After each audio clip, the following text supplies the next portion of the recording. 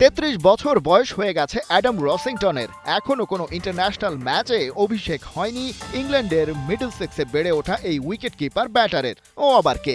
এর আগে বিপিএল সহ বেশ কিছু ফ্র্যাঞ্চাইজি ক্রিকেটে খেলেছেন বটে, তবে সেভাবে নাম কুড়াতে না পারা এই ক্রিকেটার এবারে নাম লিখিয়েছেন চট্টগ্রাম রয়্যালসে। আর তিনি এবারে যে খেল দেখালেন তাতে তাজ্জব বনে গেছে সবাই।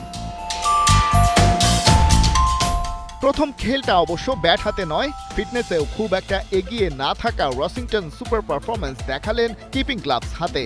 একে একে ফেরালেন ঢাকা ক্যাপিটালসের এক হালি ব্যাটারকে। ওসমান খান, শামীম পাটোয়ারি, সাব্বির রহমান এবং ইমাদ ওয়াসিমকে বোকা বানিয়েছেন চট্টগ্রামের এই কিপার।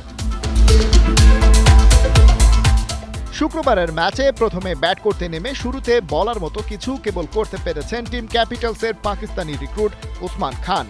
15 বলে করলেন 21, স্ট্রাইক রেট 140, বড় কিছুরই হয়তো আভাস। তবে তার ফেরার পর কেবল হাল ধরতে পেরেছে নাসির হোসেন সাইফুদ্দিন জুটি। 36 বলে 48 রান স্কোরবোর্ডে তুলেছেন দুজনে মিলে। ওদের সুবাদেই 100 রানের মাইলস্টোন পার হয় ঢাকা।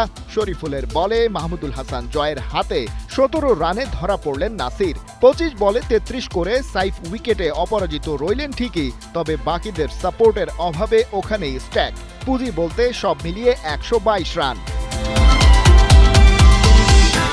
জবাব দিতে নেমে আবার মোহাম্মদ মিঠুনদের জন্য আতঙ্কের নাম হয়ে উঠলেন সেই অ্যাডাম রসিংটন। তার সাথে কোটি টাকার ব্যাটার নাইম শেখ মিলেই খেলে ফেললেন পুরোটা ম্যাচ, পূরণ করলেন 123 রানের টার্গেট। 18 বলে 25 রান তুলে ভয়ঙ্কর হয়ে ওঠার সময় ক্যাচ তুলেছিলেন ইংলিশ ওপেনার। সেটা ড্রপ করেন ঢাকার পাকিস্তানি রিক্রুট ইমাদ ওয়াসিম। শেষ পর্যন্ত তিনি অপরাজিত থাকলেন 36 বলে 60 রান করে। তার পার্টনার নাইম শেখ 40 বলে 54-তে নট আউট। দুজনে মিলে 123 তারা তুলেছেন 76 বলে। টি-20তে নাইমের এটা 15 নম্বর 50। খালিদ জামিল, 71।